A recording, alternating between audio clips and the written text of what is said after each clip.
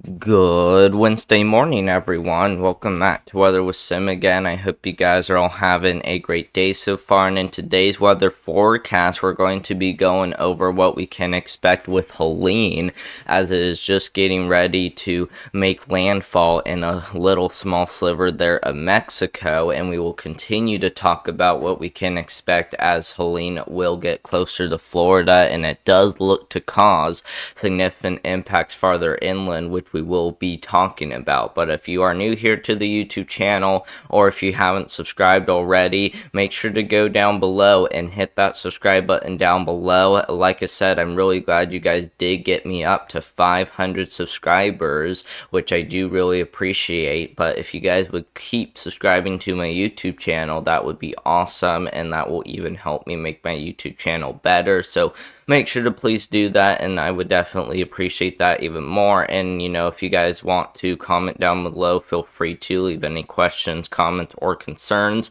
And you guys may also press that like button too as well. That helps out more than you know. But let's first go ahead and take a look at the overall tropics. And as you guys can see, like I said, Helene is just getting ready to make landfall in a little bit there of Mexico. Not really a huge concern for us. I mean, we kind of are a little bit concerned about those areas in Mexico, but not a huge concern though as of right now, especially because this is expected to become even a stronger hurricane as it does move up to the north. So that's why we're really just focusing here on the United States. If it would have became a much stronger hurricane, which it very well could have, then we would have been really concerned about that area. But because the tropical storm, we're really just going to be keeping an eye on the United States. And over here out to the east, we do have a lot of other waves we are watching for. One of them has a really high chance of development that could very well develop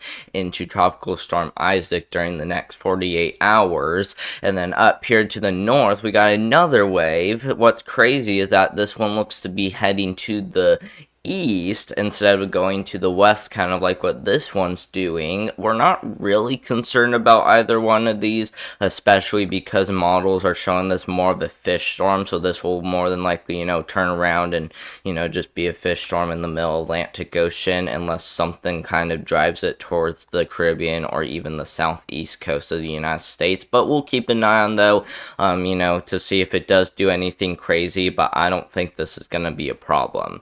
Let's now go ahead and take a look at what we can expect with the rest of Helene. And as you guys can see, we do expect there to be some pretty big impacts right there near the coast of that area. But like I said, this is expected to be a much bigger scenario for parts of the United States, as it does look to become a major hurricane as it does reach the coastal areas of the panhandle of Florida. So pretty much right in between Panama City and as well as Tampa in Florida, we'll likely start to see those higher hurricane force wind gusts, and so that's definitely not going to be good news right there. So we definitely will need to be watching for that. And then as it continues up to the north, still continues as a hurricane, as it does make land, as it does continue to make some landfall across parts of Georgia. Even the Atlantic region could experience quite a bit from the system.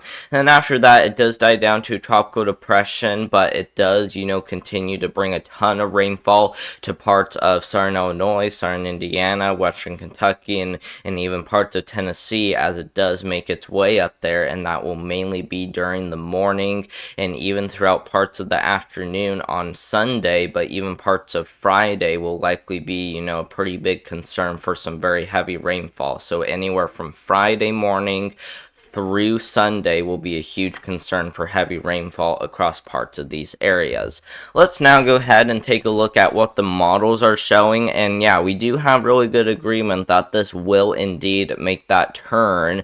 We just don't know where exactly it will make that turn, because some of the models, especially these blue ones that you see right there, are showing it turning a little bit farther to the west, especially as it gets a little bit farther to the north. So we'll have to see when exactly this turns. I do agree that it will turn after it passes Tennessee and heads into Kentucky, but we still can't rule out this turning, maybe up here in northern Tennessee and heading towards the Wabash River. But that's still gonna be something to keep an eye on, though. That does still remain uncertain also too as well, but we will definitely keep an eye on it just in case this thing does cause any huge problems. Let's now go ahead and take a look at another potential track, and as you guys can see, showing a similar thing where it turns west and then it turns around. This one does show it heading right back to seed, though, which would be really crazy because some of those areas that just saw rainfall from the system could very well see rainfall again.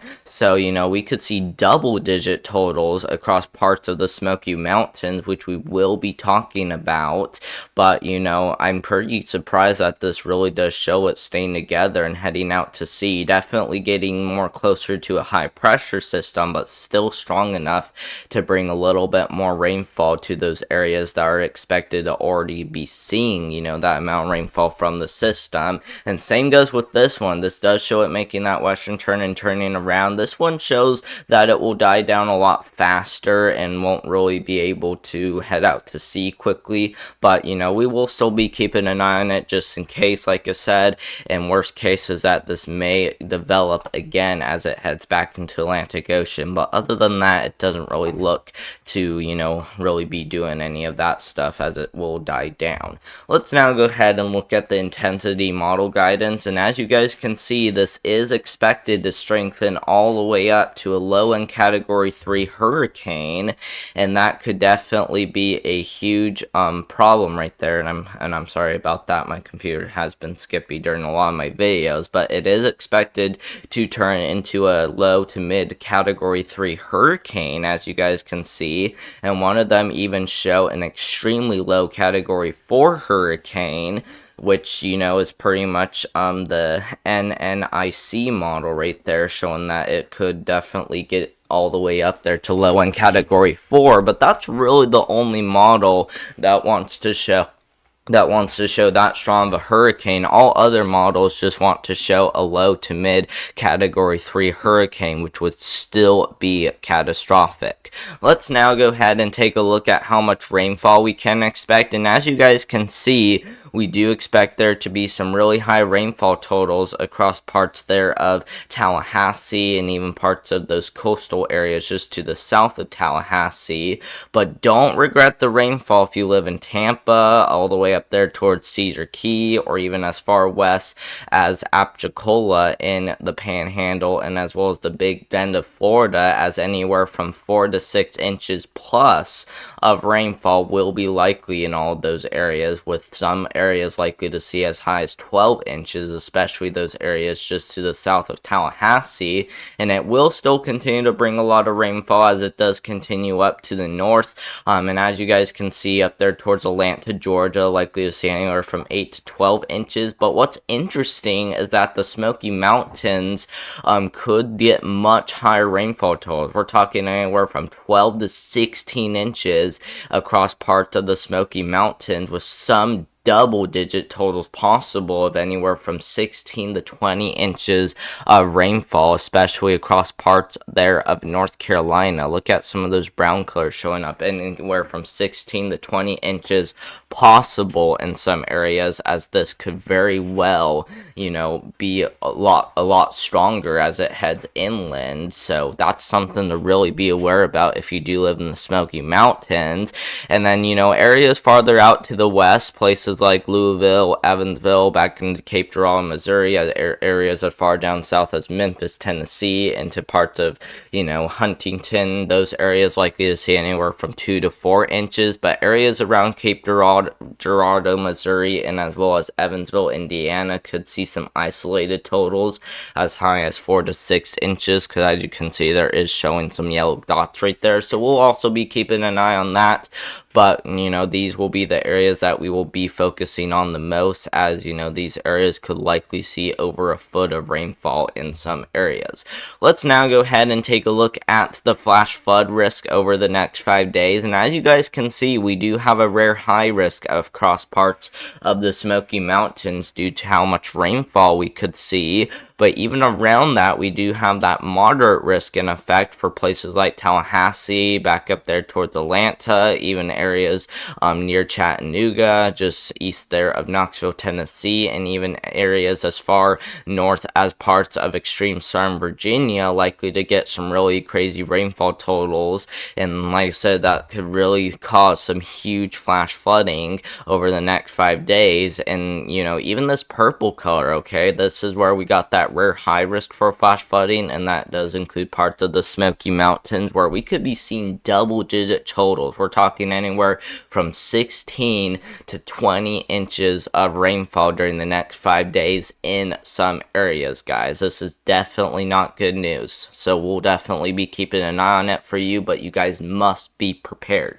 and I'm really serious about that. You guys must be prepared, because this could very well be very catastrophic in parts of those mountains. And even over here towards places like Roanoke, Charlotte, back into Charleston, Savannah, Georgia, Jacksonville, Florida, into Montgomery, Alabama, Birmingham, Alabama, even into Nashville, Knoxville, Evansville, Louisville, and even areas as far east and west as Cape Girardeau, Missouri, could definitely see a really high amount of rainfall during the next 5 days too as well. And that's why we do have that slight risk of flash flooding in effect.